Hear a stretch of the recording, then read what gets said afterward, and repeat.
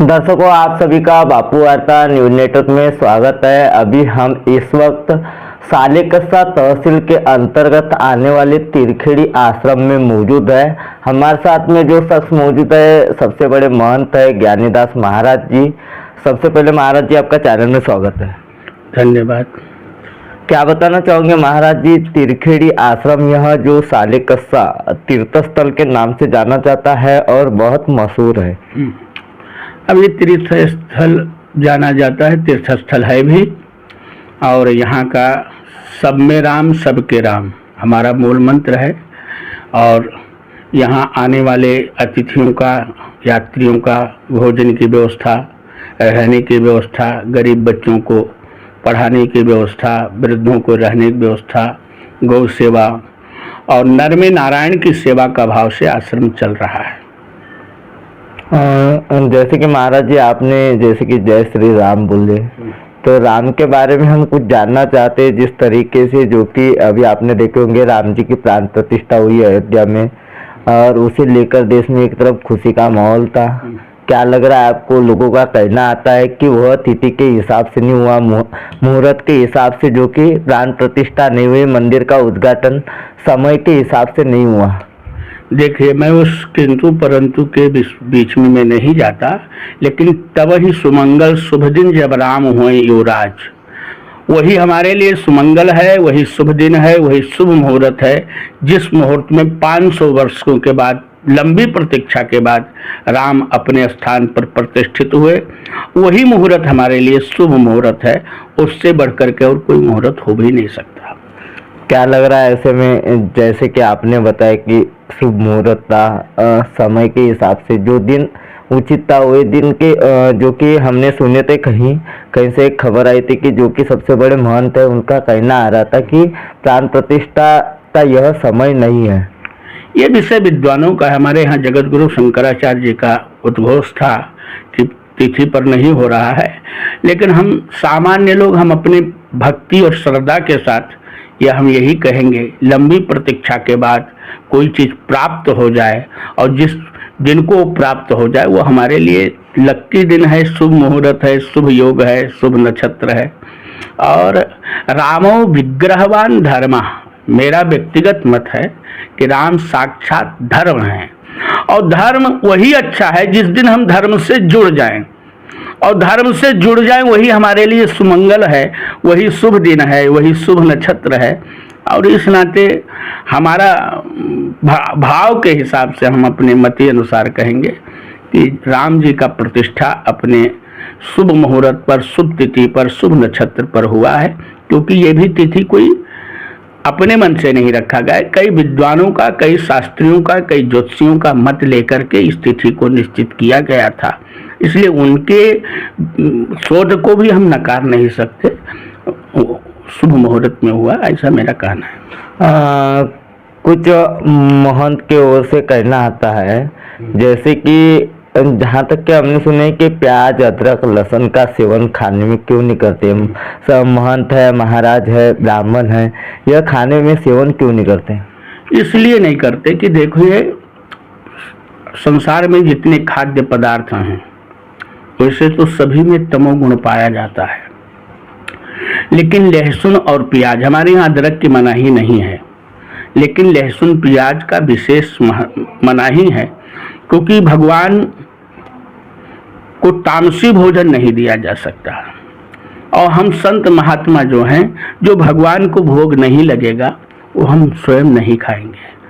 और इसलिए भगवान को जो चीज़ भोग नहीं लगता है वो भोग हमारे लिए प्रसाद नहीं हो सकता।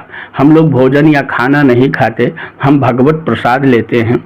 और इसलिए हम लोग जो भगवान को नहीं चढ़ेगा वो चीज़ हमारे लिए किसी काम का नहीं है। वैसे विद्वानों का कहना है कि इसमें सबसे ज़्यादा तमोगुण पाया जाता है, इसलिए संत महात्मा को इसको नहीं पाना चाहिए।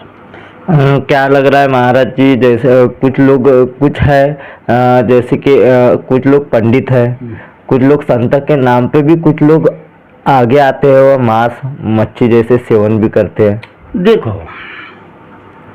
हमारे यहाँ मोरों के लिए सुरक्षित जगह गांव है कि जंगल, आपसे पूछ रहा हूँ। मोर जंगल। कहाँ सुरक्षित रहेंगे? जंगल में सुरक्षित रहेंगे। गांव में तो नहीं रहेंगे। तो जैसे मोरों के लिए सुरक्षित जगह जंगल है, वैसे चोरों के लिए भी सुरक्षित जगह ये साधु समाज है। जंगल नहीं होता तो मोर कहाँ होते, और ये संत नहीं होते तो चोर कहाँ होते। कई लोग इसमें साधु के भेष में घूम रहे हैं। तो साधु बनना सरल है, साधु होना कठिन है। ये मीडिया और दुष्प्रचार इसका होता है। मुझे दुख लगता है, कभी कभी पेपरों में आता है कि एक संत बलात्कार करते हुए पकड़ा गया। मुझे दुख लगता कि अगर वो संत होता तो बलात्कार कर सकता है। कहना ये चाहिए कि संत के भेष में एक बलात्कारी पकड़ा गया, लेकिन आप लोग दिखाते हो कि एक संत बलात्कार करते हुए पकड़ा गया। अगर वो संत होगा तो कभी बलात्कार नहीं करेगा, वो संत होगा तो कभी चोरी नहीं करेगा, वो संत होगा तो कभी मर्डर नहीं करेगा। संत के भेष में सब किया जा सकता है। तो भेष तो कोई भी बना सकता है, स्वतंत्र है व्यक्ति, लेकिन साधु होना कठिन है और साधु बनना सरल है। कुछ साधु बने हैं, कुछ साधु हैं। हाँ, फिर जैसे कि आपने संत की बात की तो आसाराम बापू, राम रहीम, अब इनके बारे में हम नहीं कुछ कह सकते हैं, राम रहीम और आसाराम।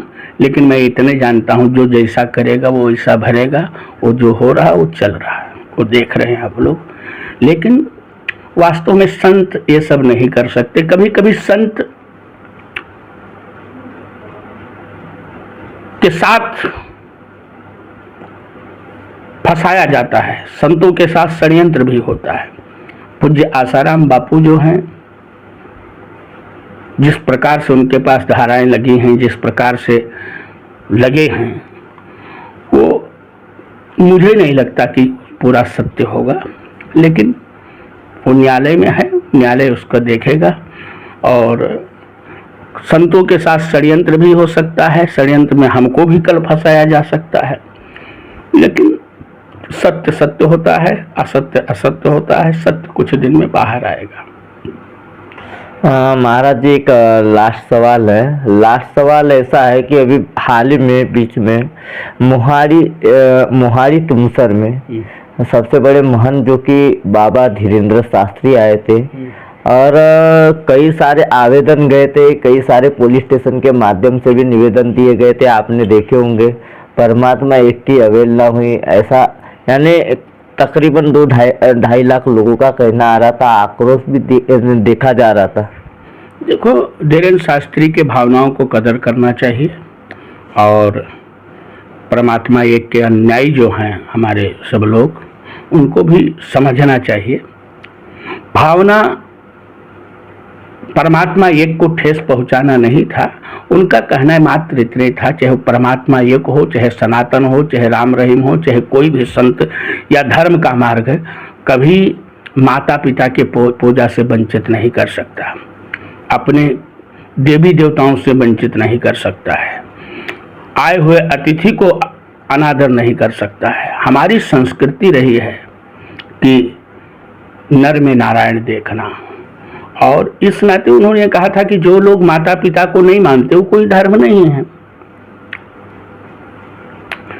ऐसा कुछ उन्होंने पर्टिकुलर परमात्मा एक पर कोई टिप्पणी उन्होंने नहीं किया था, उसको षड्यंत्र बनाया गया था, उसको एक मुद्दा बनाया गया था, और वो दोनों आपस में उनके जो शीर्ष नेतृत्व है परमात्मा एक का, उनके साथ बैठ करके सारी समस्या को सुलझा लिया गया।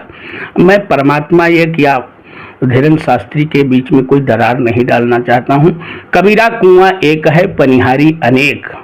कबीर जी कहते कुआं एक है, भरने वाले अनेक हैं, सब में बर्तन अनेक हैं, सब में बर्तन न्यारे हैं। कबीरा कुआं एक है, पनिहारी अनेक, बर्तन सबके न्यारे हैं, फिर भी सब में जल है एक। चाहे कोई भी धर्म हो, चाहे परमात्मा एक हो, चाहे राधा स्वामी हो, चाहे प्रजापिता ब्रह्म कुमारी हो, चाहे हिंदू सनातन संस्कृति हो, ये भले एक एक अलग एक हैं ये सब, लेकिन अलग अलग दिख रहे हैं। बर्तन सबके अलग अलग हैं, लेकिन पानी सबको कुआं में ही भरना है, और कुआं से पानी ही निकलेगा, सत्य निकलेगा। सबका हमारे सत्य है, और सत्य को जो छोड़ के चले वो कोई धर्म नहीं है। महाराज जी, आम जनता को क्या संदेश देना चाहोगे? आम जनता को यही कहेंगे कि आज भी भीषण कलयुग चल रहा है। इस घोर कलयुग में अपने बच्चों में जो नैतिक शिक्षा का पतन हो रहा है, संस्कार विहीन भारत के बच्चे हो रहे हैं, उनमें नैतिक संस्कार, नैतिक शिक्षा कूट कूट के भरें, क्योंकि परिवार वही सुखी है जिसके यहाँ संस्कार हो। परिवार वही सुखी है जिनके संतानों में नैतिक शिक्षा हो। जहाँ माता पिता की पूजा हो, जहाँ माता पिता की सेवा हो, जहाँ गोर गरीब की सेवा हो, जहाँ लंगड़े डूंगड़े का सेवा हो, दया सबसे बड़ा धर्म है।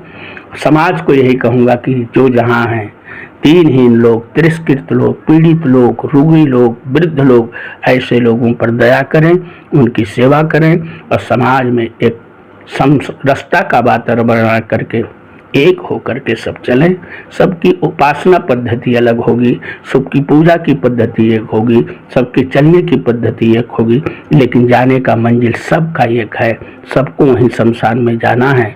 इसलिए आपसी भेदभाव मिटा करके समता के भाव पे सब चलें। यही समाज को मेरे लिए बहुत बड़ा संदेश है। तो दर्शकों, हमारे साथ में ज्ञानीदास जी महाराज मौजूद थे। उन्होंने काफ़ी अच्छी बातें बताई, कई सारी बातों का राज भी खुला है। हमारे साथ में जब जुड़े हुए थे तब परमात्मा एक के सेवक भाइयों को क्या कहा, बाबा धीरेन्द्र शास्त्री के बारे में बहुत सारी बातें हुई, आसाराम बापू को लेकर भी कई सारी बातें खुली। दर्शकों, तो जो कहा और उन्होंने जो बताया कि सत्य को एक बार देखना चाहिए, सत्यता क्या थी, सत्य की स्थिति क्या थी। तो दर्शकों, हमारे चैनल को सब्सक्राइब कर बेल आइकन पर प्रेस कीजिए। गोंदिया से देवेंद्र दमाहे।